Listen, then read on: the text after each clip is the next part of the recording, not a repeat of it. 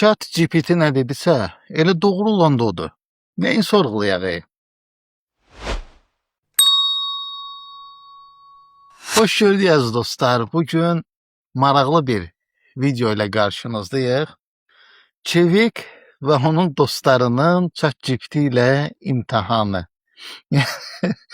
Chat GPT Çevik və dostlarını aldadır, canlı yayında aldadır və bunlar da bu aldatmanı həqiqət kimi göstərirlər. Videoya başlamışdan öncə qısa bir özət keçin. Deməli, bir nəfər qalxır Çevikin yayımına, Şiyə 313 adlı bir profil. Çox qəşəng bir sual verir, həqiqətən. Bu qaqaşın verdiyi sual mənə çox ləzzət elədi. Əla sualdır. Deməli, Çevikə bu sual verir ki, deyir, 7-ci əsrdə insanlar dağların hərəkət elədiyini bilmirdilər. Və onlara kimsə desəydi ki, dağlar hərəkət edir, onlara qəribə gələrdi. Yəni, bir insana qəribə gələrdi ki, bu dəldir ki, bu nə danışır, dağ hərəkət edir, nədir? Qaqaş da Çevikə sual verir ki, belə bir situasiyada, belə bir vəziyyətdə Peyğəmbər niyə görə Qurani Kərimdə, Allahın salamı olsun ona, Peyğəmbər niyə görə Qurani Kərimdə dağları sən hərəkət eləyər, sən hərəkətsiz görürsən, halbuki onlar buludlar kimi hərəkət edirlər, axıb gedirlər ayəsi niyə qoyub Qurana? İnsanların beynini niyə qarışdırıb, niyə bütün vəhyi riskə atıb belə bir ayə? Çox əla sualdır. Doğrudan mənim çox xoşuma gəldi bu sual. Və indi sonra Çevik başladı vəziyyəti fırlatmağa. Qaqaş çox deloboy uşaqdır, həqiqətən mənim xoşuma gəldi. Qoymadı çıxmağa mövzudan. Qaytardı mövzuya və indi mövzuya qayıdandan sonra gəlin izləyək görə necə cavab verirlər bu qaqaşa. Gəl mövzunu dəyişməyə də lazım gələr o barədə. Mən də sən onu deyirəm də, yəni sənin Quranın o dövrün ətrafındakı 3-5 dənə bilgini kopyalamış bir kitabdır. Ümumi bir cərrahi bilgidən belə xəbərdardır. Yaxşı, Qurandan əvvəl mənə elə bir mənbə göstər ki, o mənbədə deyilir ki, dağlar buludların axıb keçib getməkdə. Burada Çevik birinci atak eləyir mövzuya qayıdanda. Başlayır ki, köçürülmüş kitabdır, Quran əvvəlki mətnlərdən köçürülüb filan. Bu qardaş da çox qəşəng bir arqument verir. Yəni, onda mən bir dənə mənbə göstər ki, Qurani Kərimdən əvvəl dağların hərəkət elədiyini desin. Demirsən, Quran köçürülüb öz dövründəki və ya ondan öncəki elmi kitablarda. Onda bir dənə ayət, bir dənə mənbə ver mənə ki, Qurani Kərimdən əvvəl dağların hərəkət elədiyini desin. Yəni, görə Çevik nə deyir? İndi sən ayəti gətir mənə. Ayətin yeri yadımda deyil, amma iddia edirəm ki, mütləq var Quranda elə bu ayət. Nəmi surəsidir, 88, Nəmi. Yəni, mən bu dəqiqə onu araşdıra da bilərəm. Sadəcə olaraq var da. İcazə verir dostum, Nəmi surəsi olmalı. Deməli, burada da Səfyar Məzrun adında bir qardaş var. Çevikin yayımına Çevikə kömək eləməyə qalxıb ki, bəzi mövzularda öz köməyini göstərsin Çevikə. Və indi ayənin nömrəsini o deyir, Nəml surəsindədir deyir. Davam eləyək. 88-ci ayət olmalıdır, səhv eləmirəmsə. Yox da Çevik Peyğəmbərdə deyir dağlar hərəkət edir. Mən də deyirəm ki, sən niyə yalan danışırsan? Qardaş, sən danışığına başlayanda dedin ki, indi neçənci əsrdə yaşayırıq. Mənim də sənə sualım var ki, sən hansı təqvimə görə neçənci əsrdə yaşayırsan? Sənin yaşadığın təqvim miladi təqvimdir, qardaş. Olsun da. Mənim fikrimi, sən onda belə çıxır ki, mənim fikrimi başa düşürsən. Hicri qəməri ilə danışdı, Hicri şəmsi ilə danışdı. Niyə? Burada Səfyar adlı qardaş çox dəxlisiz mövzuya girir də. Yəni, sən yaşadığın təqvim, niyə miladi ilə yaşayırsan, niyə hicri ilə yaşayırsan? Yəni, ölkəmizdə hansı təqvimdən istifadə olunursa, ondan istifadə edirik də. Yəni, həyatımızı rahatlaşdırmaq üçün bu dini bir qanun deyil ki, bu təqvim mütləq sən harada yaşayırsansa yaşa, bu təqvimdən istifadə eləməlisən. Yəni, bu nə argumentdir ki? Miladi təqvim. Yaxşı, deyək ki, hicri qəməri ilə bilə bilməzsən. Nəyi bilə bilmərəm? Nəysə. Nəysə yoxsa söz deyirsən, cavab ver. Nəyi bilə bilmərəm? Arkadaş, mən Nəysə də, nəysə. Deyir, hicri təqvimdən sən bilə bilməzsən, neçənci əsr deyildi. Adamın dünyadan xəbəri yoxdur, yəni. Biraz maraqlansa bilər əslində. Elə nəysə. izah eləyim. Ayəti tam olaraq oxuyuram sənin üçün. Ekrana qoysa yaxşı olar. Burada 2300 adam var. Qoy hamı oxusun. Yaxşı. Ay. Gene ayeti gedirlər şeydən, nədir onun adı? Təriqətlərdən öyrənirlər, gəlirlər. Öyrənirlər. Heç bir təriqətə mənsub deyiləm. Hə, elə. İndi sən mənə de görüm. Və ekrana qoyuram ayeti Allah səndə. Quran Kimsə də maraqlı bir arqument gətirən kimi dərhal hücum edirlər. Sən təriqət üzvüsən, sən təriqət mənsubusan. Yəni nə aidiyyatı var da bunun təriqətə? Sən adamın argumentindən danış da. Laf tutalım təriqətdən götür. Yəni argument düz səhvdə ondan danışsan. Adam bomba kimi argument yapışdırıb canlıya. Danış da argumentdən. Niyə yayınırsan? Kərimdə buyurur ki, firqələrə ayrılmıyor. Hə, yaxşı görür. Bəs namaz nə ilə qılırsan? Kim dedi mən namaz qılıram? Hə, Quranisən onda, nə gözəl. Gör nə deyirəm, nə Qurani zat deyil. deyir ki? Abi deyəm də, bu nə kibir idi? Şiə 313 yazmışlar ora. Firqə də ölü o. Sarımısan zaman. Söz deyirsə, Şiə tərəfdardır. Sarımsan zamanı. Yox, sarımamışam. Şiə tərəfdardır. Təriqət səndən Burada Cevik düz deyir həqiqətən. Adı Qaqaş. Qaqaş adını qoyub Şiə 313. Deyir mən heç bir məzhəbdə deyiləm. Cevik'in de repartıyor orada. Deyir adı 313 koymuşsan, Şiə koymuşsan, necə alsa məzhəbdə deyiləm. Qaqaş deyəmədi, Allah haqqı, mənə ləzzət elədi Qaqaşın söhbətləri. Çox maraqlıdır. Tərəfdardır. sarımsan zamanı. Yox, sarımamışam. Şiə tərəfdardır. Təriqət səndən nəsən ki? Haqqın tərəfdarıyam mən. Haqqın tərəfdarıdır. Harda yazılıb? Sənin Bax, dediyin Əhl-i-Beytin şey- haqqı ilə bağlı Quranda mən bir dənə ayət göstər görüm. Bax, haqq Qurandır. Quran yolu ilə gedənlər Quran haqqı. Əhl-i-Beytin məhz isbat edir ki, Quran Əhl-i-Beyt yolu, Əhl-i-Beyt Quran yolu ilə gedir. Mən elə bir iddia eləmədim. Onda sakit dur da, cəmaatı saf hesab edirsən. Mən onsuz sakit durmuşam. Sən yanlış iddialar Ayəti edirsən. oxu. Ayəti oxu. Sən dağlara baxıb Sən onların dağlara hərəkətsiz. baxıb onları Ayət ol. Sən dağlara baxıb onları hərəkətsiz durmuş güman edərsən. Halbuki onlar bulut keçdiyi kimi keçib gedərlər. İndi Hər sən şeyi mənə deyirsən kamil buludla, şəkildə edən ayət ol. Allahın işidir. Allah Şübhəsiz Allah ki, bir dənə bulud. Onu etdiklərinizdən bildik də, onu xəbərdar. bildik. Gör nə Bildin deyirəm. yox, mən ayəni axıra qədər oxumalıyam da. Buludlarla dağlar ayrı-ayrı bir-birindən müstəqil hərəkət edir. Yoxsa atmosfer daxilindədir. Kompleks fırlanırlar. Və burada Cevik çox dəxlisiz bir söhbət eləyir. Deməli, ayə çıxaşadır ki, sən dağları hərəkətsiz zənn edirsən, halbuki onlar buludların keçdiyi kimi keçib gedərlər. Və burada sual verir ki, buludlarla dağlar ayrı-ayrı hərəkət edirlər. Əslində, bəli, ayrı-ayrı hərəkət edirlər. Buludların öz hərəkəti var, dağların öz hərəkəti var. Buludlar səmada küləyin təsiri ilə hərəkət edirlər. Dağlar isə yer qabığının üzərində, yəni yer qabığının manki üzərindəki hərəkəti nəticəsində hərəkət edirlər. Yəni səbəb o yer qabığının daim hərəkətdə olmasıdır. Yəni dağların hərəkət eləmə səbəbi, yüksəlmə səbəbi, həmçinin zəlzələlərin də səbəbi bu da bu yer səthinin hərəkəti lava üzərində. İndi əslində burası fərqlidir hərəkətləri. Bir də bunların bir başqa hərəkəti var. Yəni dünya ki fırlanır öz ox ətrafında. Burada bəli, dağlar və buludlar eyni atmosfer üzərində, eyni formada hərəkət edirlər. Yəni bir ayrı müstəqil hərəkətləri var onların, bir də bir yerdə hərəkətləri var. Yəni dünya fırlandıqca onlar da eynən dünya ilə bir yerdə həm buludlar, həm də dağlar fırlanırlar. İndi burada ayə buna mı aiddir, ya digər dediyim məsələyə mi aiddir? Lavanın üzərində yer səthinin hərəkət eləməsinə mi aiddir? Bu biraz müzakirə doğuran mövzudur. Məsələn, Abbasqulu Bakıxanov, Allah rəhmət eləsin ona, dahi Azərbaycanlı. Abbasqulu Bakıxanov bu ayəni atmosferdə, belə deyək də, dünyanın öz ox ətrafında fırlanması kimi izah edir bu ayəni. Və deyir ki, əslində Qurani-Kərim dünyanın yuvarlaq olduğunu və öz ox ətrafında fırlandığını iddia edir bu ayəyə görə. Ki, dağları sən hərəkətsiz görəsən, halbuki buludlar kimi onlar da axıb gedərlər. Əslində Cevik deyir, burada ayrı-ayrı hərəkətlər ya bir yerdə.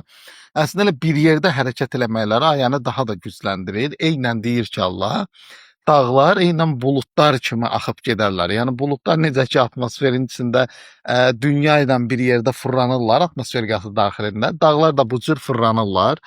Əslində bu cür başa düşsək, Sevikin o hücum elədiyi yer var. Yəni cavab verə bilmir məsələyə. Başlayır buradan hücum eləməyə. Əslində buradan elədiyi hücum qardaşın arqumentini daha da gücləndirir və Qurani-Kərimdə həqiqətən dünyanın fırlandığını, məsələn 7-ci əsrdə Qurani-Kərimin iddia elədiyi ortaya çıxır. Bir də bunun digər hərəkəti dediyim kimi plitələrin hərəkətidir ki, yer səthinin hərəkətidir ki, plitələrin bu mənada da başa düşmələr. Amma istənilən halda iki mənanın ikisi də Qurani-Kərimdən əvvəl iddia olunmayıb. Yəni yoxdur belə bir iddia ki, Qurani-Kərimdən əvvəl kimsə belə bir iddia atsın ortaya və qardaş da bunu soruşub Sevikdən ki, deyirsən kopyalanıb Quran və onda mən də görüm Qurandan əvvəl kim bunu iddia edib? Hansı alimin belə bir iddiası var ki, dağlar hərəkət edirlər.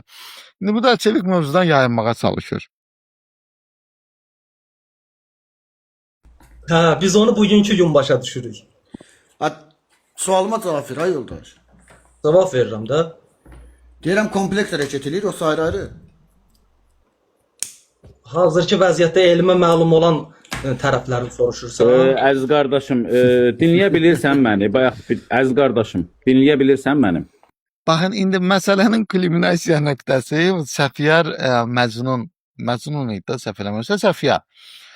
Səfiyar adlı dostumuzun mövzuya girişidir. Deməli, bu Şiə 313 profili sual verir Sevikə ki, Qurandan əvvəl harda yazılıb? Səfiyar da dərhal qaçıb ChatGPT-yə və ChatGPT-yə yazır ki, mənə de görüm, Qurani-Kərimdən əvvəl kimlər iddia eləyib ki, dağlar hərəkət edir?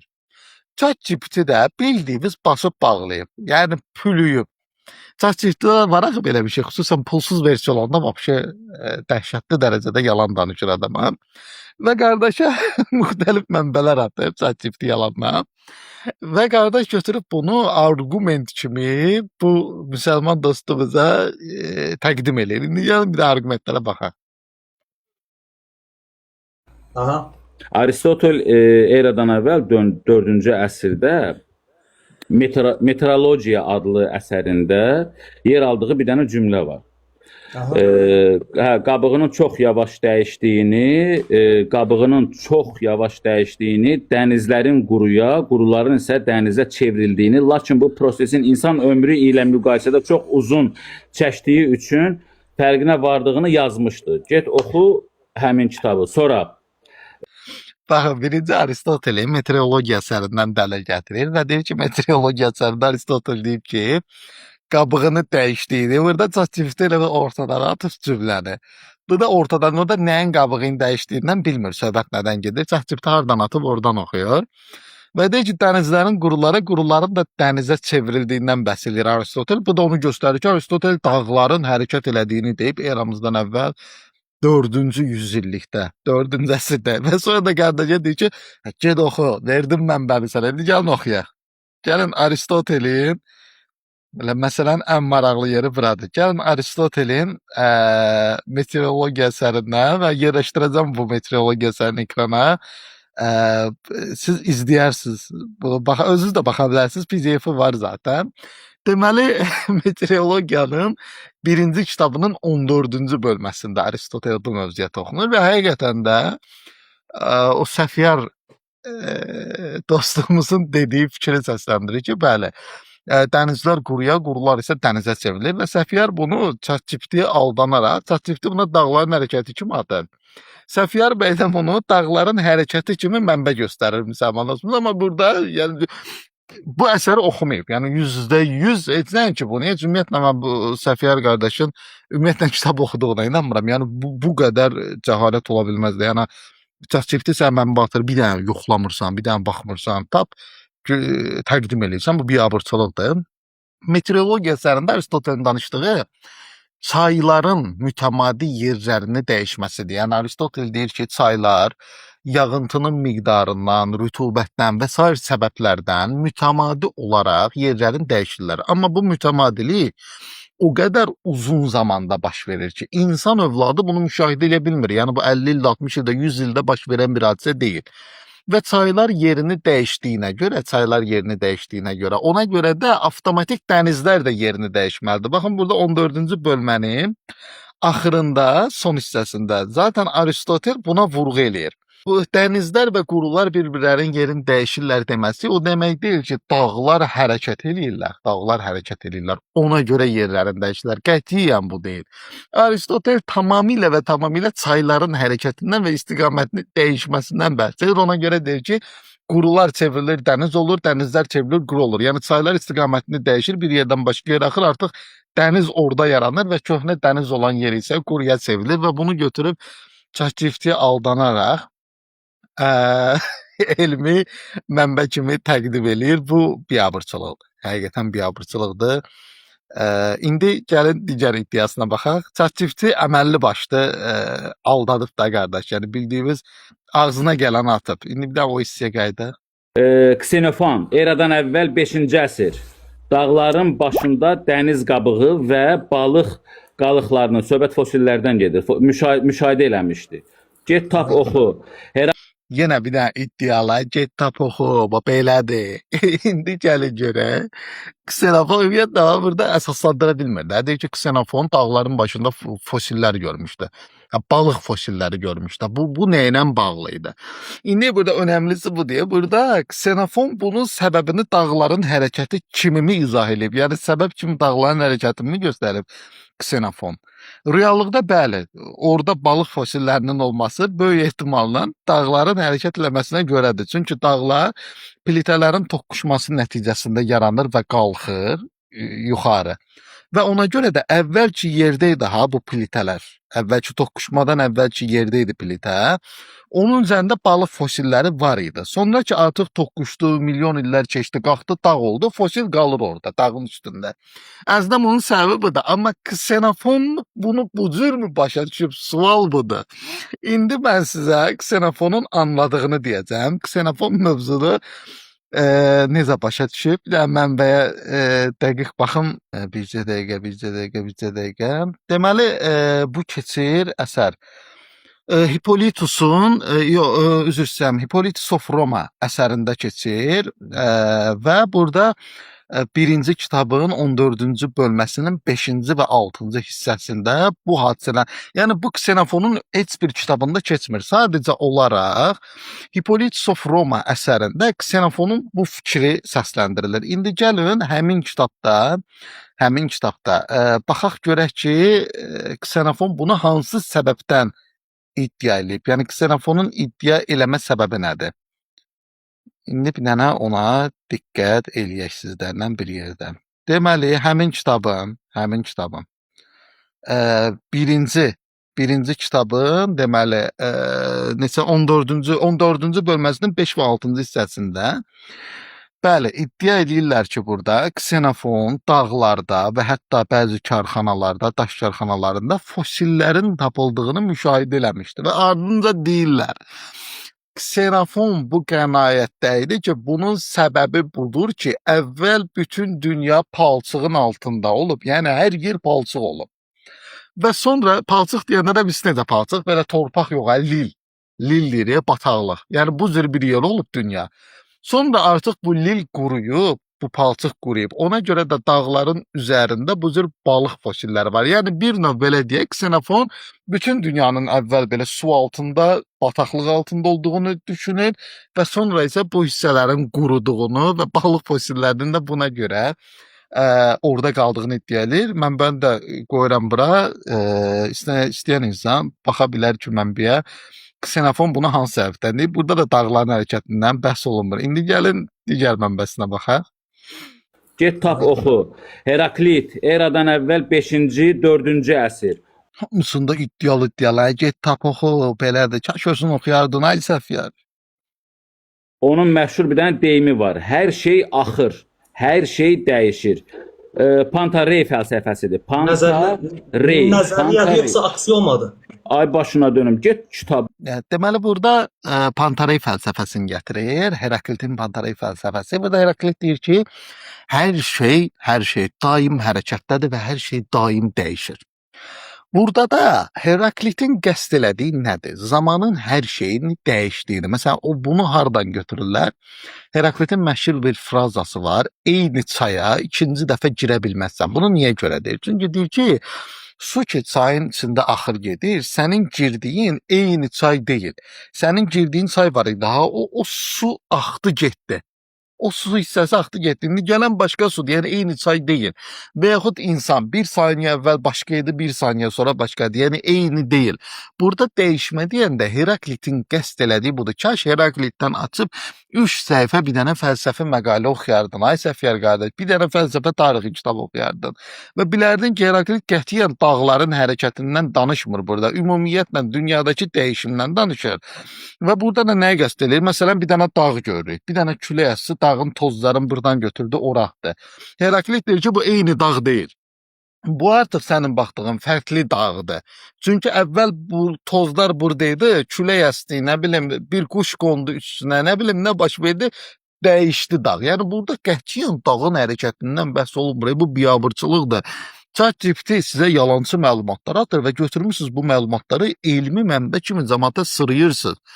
Və qıraqdan baxan insan da deyir ki, qardaş, bu kişilər, bunlar əjdahadılar da, bunlar nə hoqqa verirlər, gör, hara gelib çıxırlar, Heraklit, Xenofon, Aristotel, adı bilmirlər ki, bunu araşdıran adam, sizə allanan bədbəxt adam, bir azca 10 dəqiqəsini ayırıb araşdırsan özünü, görərik ki, yalan danışırsınız.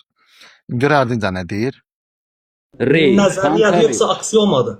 ay başına dönüm, get kitabı axtar, tap, oxu da.